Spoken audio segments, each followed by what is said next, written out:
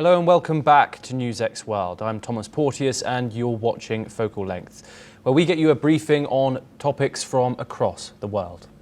From strategic competition with the United States to its growing engagement with global South and international institutions. China's rise is no longer just about economics, it's about redefining the rules of global governance. Joining us now from Shanghai is Professor Josef Gregory Mahoney, Director of the International Graduate Program in Politics at East China Normal University. Josef Gregory Mahoney is a Professor of Politics and International Relations at East China Normal University and a Senior Research Fellow with the Institute for the Development of Socialism with Chinese Characteristics at Southeast University. He was previously with the Central Compilation and Translation Bureau in Beijing, then China's leading think tank. Thank you very much for joining us, Professor Mahoney, here on Focal Length. Let's now begin and dive straight in. Given the recent intensification of military patrols around Taiwan, how do you assess Beijing's strategic calculus in balancing coercion and engagement across the Strait? And also, what implications does this have for regional stability? Well, thanks for having me, and hello from Shanghai. Let me get to your question. I think first, positioning in the South China Sea has definitely increased over the last several years. But with regard to Taiwan, I think we see patrols ebb and flow. When there are provocative actions taken by the U.S., or U.S. leaders or by the authorities in Taipei, then we see an intensification of patrols. We know that Biden and Pelosi did much to undermine the status quo, including increasing advanced weapons sales, high-level visits, and even placing special forces on the frontline positions alongside Taiwanese troops. Second, we don't yet have a clear idea what Trump's position is vis-a-vis Taiwan, but China is adamant that Taiwan remains a red line. Third, I don't believe that China aims to seize control militarily or through other means of coercion, though it has the capacity to do so both military and economically. In fact, there have been a number of relatively opportune moments to do so or to take such actions in the past couple of years, and Beijing has chosen instead not to take those paths. That said, I think if we see more destabilization from Taipei or Washington, then we can expect Beijing to respond proportionally up to and including going to war if necessary to protect China's sovereignty and national security. That moves us nicely into our next question. In what ways has the US-China rivalry evolved beyond trade and technology into arenas such as development, finance, and diplomatic influence among the global South? And how sustainable are these contestations in the long term?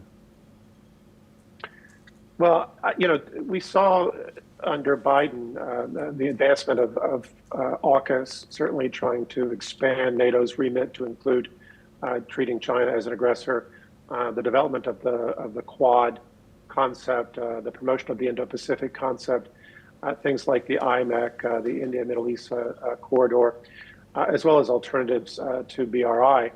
But I don't think that anyone has ever taken these initiatives as being fundamentally secure or likely to yield much, if anything. Instead, we've seen them flounder. And under both Biden and Trump, unfortunately, the old models of imperialism and hegemony via military might and control over the global financial system seem to still be ruling the day. But they have, of course, now fundamentally bitten America's G7 allies. And even these are thinking about rebalancing in China's direction. Now, China with the South, with BRICS, with the Shanghai Cooperation Organization, its continued support of the Paris Agreement, its commitment to the World Health Organization, the WTO, its development of the AIIB, the BRICS Bank, all of these efforts. I think what we're seeing is the key question for Beijing is how to remain committed to the existing multilateral system, to build new systems as the old systems start to fail, given U.S. inaction or efforts to block them, and then countries wanting to engage productively with China, but trying to figure out how to do so without being slapped by the U.S., say if they want to engage with BRI, BRICS, or other things. Yes, now moving on, Dr. Mahoney, to what extent is China seeking to reshape existing multilateral institutions, for example, the UN, the WTO, the IMF, all to reflect its developmental model? And what resistance or accommodation have established powers shown in response? Well, first, I don't think China is trying to reshape multilateral institutions aside from promoting reforms. And other nations have also called for reforms, even including the U.S., although the U.S. really hasn't agreed with China on how to move ahead reforms. But we do see the U.S. Cutting its ties to UNICEF, to the World Health Organization. I think the U.S. position with the UN overall is very tenuous. It would have abandoned the UN long ago, except it doesn't want to walk away from the power that it enjoys on the UN Security Council, and so forth and so on. In the meantime, China is sustaining and increasing its commitments. We saw this during Trump 1.0 when he pulled out of UNICEF. China increased its commitment. China, even before Trump pulled out of UNICEF again, China was already the biggest supporter. China is the biggest contributor to UN peacekeeping efforts. So I think China is trying to increase its position in the UN to make up for the shortfalls associated with the U.S. Lack of commitment. And I think it's also clear that the U.S. is undermining multilateral organizations like the WTO, refusing to help appoint people who would allow some of the processes to continue to move forward. I think we are, second, seeing China supporting initiatives in the UN that do reflect China's own national and international development policies. Again, with the U.S.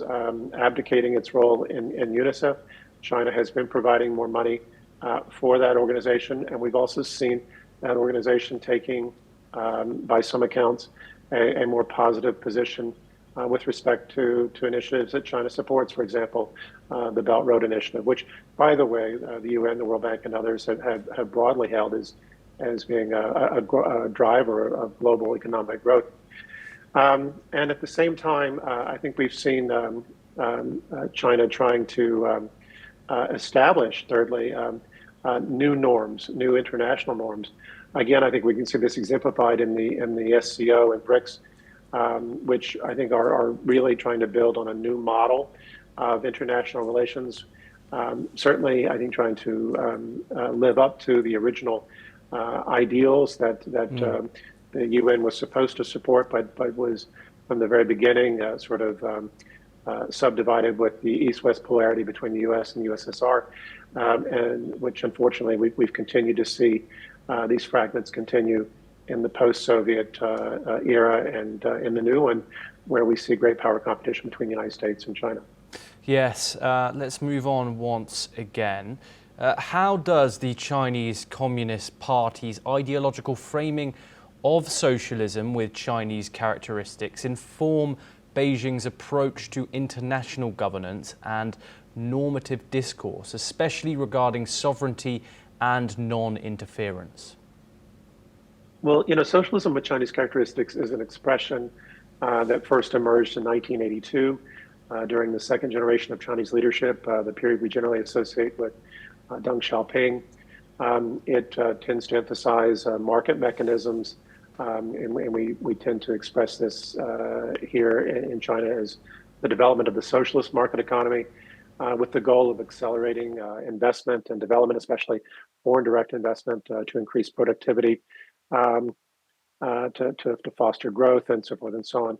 Now, this was a development within the broader theoretical discourse of Chinese Marxism, or which we sometimes describe as, the ongoing effort to sinify Marxism. And this, of course, dates variously back to when Mao Zedong published the so-called two classics on practice and on contradiction in 1937.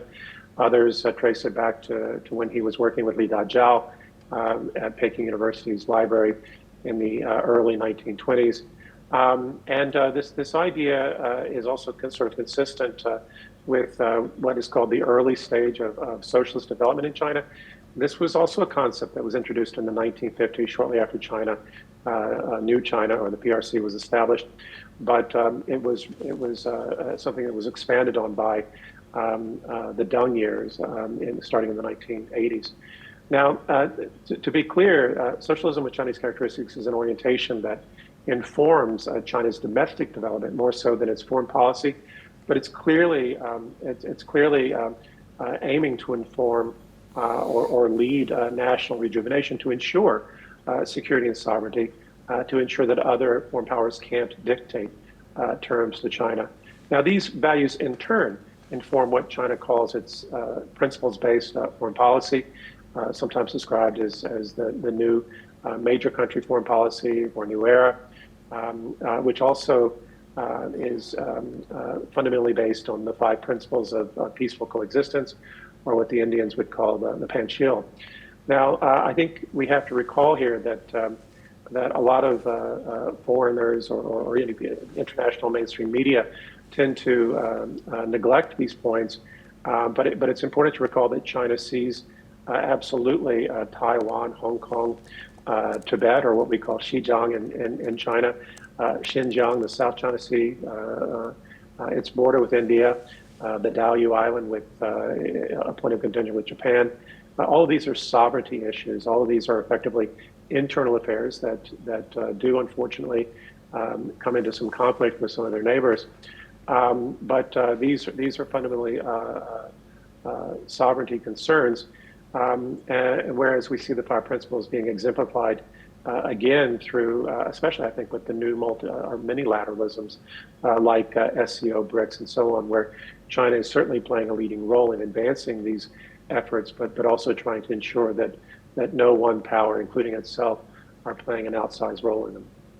Yes, and finally, Dr. Mahoney, with growing convergence between Moscow and Beijing on issues from energy to military exercises, how do you interpret the strategic logic of the Sino-Russian partnership, and what limits, if any, do you see to its deepening? Well, I think the first thing we have to realize is that China has a military alliance only with one country in the world, and that's North Korea. It's an alliance that dates back to the 1960s. And it does not have a military alliance with Russia. It's been very adamant that it's sustaining neutrality with regard to the Russian-Ukrainian conflict. It's very careful about what is allowed to be traded with Russia. I have contacts in various industries in China who regret the fact that they're not allowed to trade openly with Russia. A friend, for example, in some fields that are considered sensitive, like drones, who say, they could really be making a lot of money right now, but they face restrictions from Beijing on what they can trade. But nevertheless, China does have a very high-level strategic partnership with Russia, but it has dozens of strategic partnerships with countries around the world, including many in Europe. But with Russia, of course, they have a long shared border. China has substantial energy concerns that Russia can help address. They have shared strategic security concerns with the U.S. Holding U.S. nuclear submarines holding position under the ice in the North Pole, and the need to coordinate potential responses to that, as well as the fact that China has, of course, spent heavily investing in Central Asia, both to help develop that area, but also to create incentives for those countries to resist U.S. penetration, as we saw, of course, happening in the aftermath of 9/11, when the U.S. was able to penetrate those areas and effectively encircle China and threaten southern Russia with U.S. air bases. Now, and it's very important because, Central Asia has long been an area that Russia considered as part of its strategic or sphere of influence, and China has had to work very carefully with Russia to ensure that Russia wasn't threatened by China investing and moving those areas and to coordinate those developments. And I think on the whole, those have worked out rather well, especially through efforts like the SCO. Now, challenges, I think, are a little harder to quantify. On the one hand, I think there's been this concern that Russia, might be induced into some sort of détente with Trump back in office. But my contacts in Moscow are rather clear that Russia's break with the West is complete, and there'll be no betrayal of its relation with Beijing. And always the relationship is very solid. I think it's incumbent on both sides to avoid benefiting at each other's expense. For example, there's some analysts who believe that China benefits from the war in Ukraine, that this distracts the United States from China. I don't think that's the case. I think China suffered tremendously because of the war in Ukraine. It really damaged China's relations with Europe. It certainly limited the amount of trade that it could do with Russia and others. And I think China would like to be expanding its position in Ukraine right now, but it has to wait. So, but I think there were some allegations that both sides maybe benefited from being the target of the U.S. As opposed to having to face the U.S. primarily. And I think it's been something that they've worked on over the last several years to try to avoid that sort of scenario. I think there's another issue, which is India. India has a close relationship with Russia, so does China, but we haven't yet seen a full reconciliation between India and China. I think at different points Russia has perhaps encouraged, sometimes discouraged, depending on who you talk to. But I do think that the thing that will really fundamentally change geostrategic considerations is if we do see a breakthrough in India-China relations, which is something that I would strongly endorse and have encouraged any chance I can with Chinese leaders. The final point is climate change. Russia has a very different position as part of the global north, as an economy that depends on fossil fuels. Putin has on a number of occasions said that climate change is not a concern for Russia. It is, but nevertheless, I think he probably has calculated that that Russia's commitment to oil cells and other types of products means that the cost of green transformations is probably too substantial at this point. Although I suspect that will change as it becomes clear that Russia is indeed facing a lot of challenges. That said, China is the country that is most vulnerable to climate change. It's being hollowed out in the west through desertification, and in the coastal regions of Shandong, Shanghai, Jiangsu, and the greater Bay Area of Guangdong, including Hong Kong, Shenzhen, and so forth and so on. These three areas are among the top 5 in the world most vulnerable in terms of fixed capital assets and populations. So addressing climate change, advancing green transformations, moving away from fossil fuels, these are things that China very much needs and needs to promote for its well-being and for the rest of the global south, which is on the whole much more vulnerable than the global north. These are areas where the relationship is perhaps stressed somewhat, but I think that there's opportunities for positive growth there as well. Yes. Dr. Josef Gregory Mahoney, thank you so much for joining us here on Focal Length. Pleasure to get your insight on that topic. Well, that is a wrap on this episode of Focal Length. For more international news and updates, stay tuned on NewsX World.